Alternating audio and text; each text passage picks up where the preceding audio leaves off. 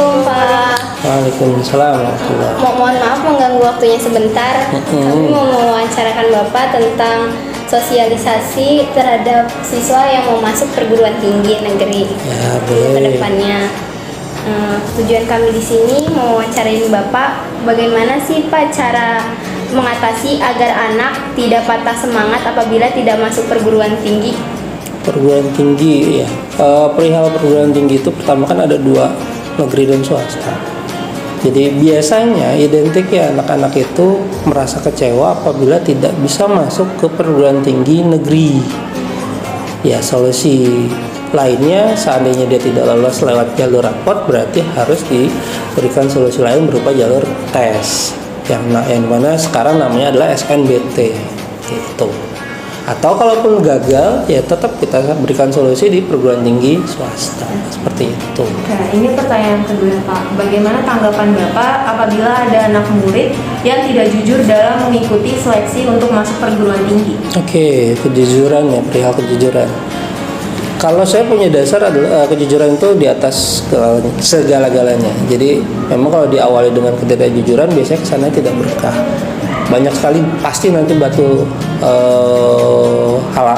loncatan atau halangan yang melancarkan semua kegiatan perkuliahan dan sebagainya. Banyak sekali. Sebagai contoh misalkan anak ikut bidik misi atau ikut KIPKA, mengklaim bahwa dirinya adalah orang atau keluarga dari kurang mampu atau tidak mampu atau menengah, memanipulasi data itu banyak dan biasanya kesannya tidak berkah karena memang pasti ada survei-survei dari pihak kampus untuk membuktikan bahwa benar atau tidak keluarga ini mampu atau tidak gitu. Pertanyaan ketiga, apakah bisa jika murid yang sudah mendaftarkan di perguruan tinggi negeri yang tidak masuk seleksi bisa memilih perguruan lain sebagai tujuan mereka selanjutnya? Ya, tadi yang saya katakan, jadi masuk perguruan tinggi negeri itu banyak sekali seleksinya. Sebagai contoh, yang jalur tes, yang jalur rapot itu namanya SNBP. Nanti yang jalur tes itu ada yang namanya SNBT. Yang terakhir adalah jalur mandiri. Jadi apabila tahap pertama, sebagai contoh misalkan kalian atau salah satu dari kalian tidak masuk eligible atau siswa terbaik, 40% siswa terbaik. Siswa-siswa yang tidak lolos 40% siswa terbaik atau eligible bisa mengikuti jalur tes yang pakai tes. Jadi yang kecenderungan misalkan yang 40% bisa pakai jalur rapot seperti itu. Makanya tugas-tugas kalian di kelas 10 memaksimalkan nilai-nilai yang ada agar nanti di kelas 12 kalian bisa berkesempatan masuk siswa eligible dan memilih perguruan tinggi yang diinginkan menggunakan nilai rapot seperti itu. Pertanyaan keempat, apa saja syarat-syarat yang harus dimiliki murid untuk mendaftar di perguruan tinggi? Nah itu tadi kembali ke SNBP. Jadi ada satu jalur yang menurut anak-anak sini istimewa karena menggunakan jalur rapot. Jadi maksimalkan nilai rapot dari semester 1 sampai semester 5 untuk bisa lolos seleksi tingkat sekolah dulu. Nanti pada saat siswa eligible atau siswa terbaik di SMA ini terpilih, baru nanti kalian akan bersaing se-Indonesia sesuai dengan perguruan tinggi dan jurusan yang diinginkan gitu. Itu biasa seperti itu. Terima kasih atas waktu dan Sama-sama. Terima kasih banyak ya Pak. Maaf ngerepotin. Warahmatullahi wabarakatuh. Mohon maaf Kak mengganggu waktunya. Saya mau mewawancari Kakak tentang sosialisasi terhadap siswa yang mau melanjutkan ke jenjang berikutnya. Menurut Kakak, jika di setiap sekolahan diadakan sosialisasi terhadap siswa yang ingin melanjutkan ke jenjang selanjutnya, bagaimana tanggapan Kakak dalam sosialisasi tersebut dan berikan alasan Kakak tentang sosialisasi tersebut?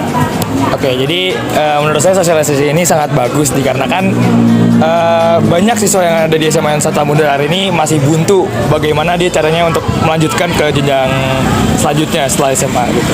Begitu juga dengan saya masih agak-agak bingung gitu masih itu. Jadi kalau misalnya ada sosialisasi seperti itu sangat-sangat bagus gitu, buat melanjutkan ke jenjang berikutnya. Apakah kakak sudah ada gambaran mau masuk ke PTN mana? Berikan tanggapan dalam kakak milih PTN tersebut apa? Oke, jadi sebenarnya saya masih belum ada ya, cuman saya ingin melanjutkan ke perguruan tinggi apa namanya? Saya ingin lanjut ke sekolah kedinasan, yaitu di STTD. Atau juga saya rencananya mau lanjut ke ambil akademi militer atau akpol dan lain sebagainya, pokoknya kayak gitu. Itu sebenarnya saya pengen ke situ karena basic saya ada di situ. Kesulitan apa yang kakak hadapi selama pendaftaran PTN? Kakak kan minat dalam perguruan tinggi. Bagaimana cara agar kita masuk ke perguruan tinggi dengan mudah dan dalam perguruan tinggi tersebut? Oke, ini caranya ya biar gimana tahu info gitu. Iya. Oke, yang pertama cari info. Cari info ke orang-orang yang udah kuliah nih, terutama yang udah alumni malah. Karena mereka memiliki banyak relasi tuh. Gitu. Terus yang kedua, apa tadi pertanyaannya? Yang kedua, Enggak, pertanyaan yang tadi aja. yang ketiga. Kakak kan minat dalam perguruan tinggi. Bagaimana cara agar kita masuk ke perguruan tinggi dengan mudah dan dalam perguruan tinggi tersebut? Oke, jadi kalau ingin masuk ke perguruan tinggi itu menurut saya nilai-nilai akademik kita itu harus ditingkatkan lagi gitu. Karena itu sangat berpengaruh buat lanjut ke dunia perkuliahan. Yang keempat. Kalau misalnya kakak lolos dalam PTN ini, distribusi apa yang akan kakak berikan terhadap perguruan tinggi tersebut?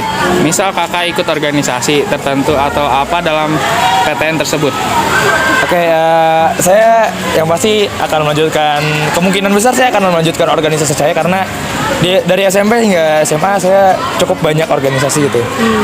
Karena biasanya kalau misalnya nggak ada organisasi gitu suka sepi aja gitu. Ya, baik, terima kasih Kak atas Iya. waktunya. Mohon maaf mengganggu waktunya. Iya. Terima kasih.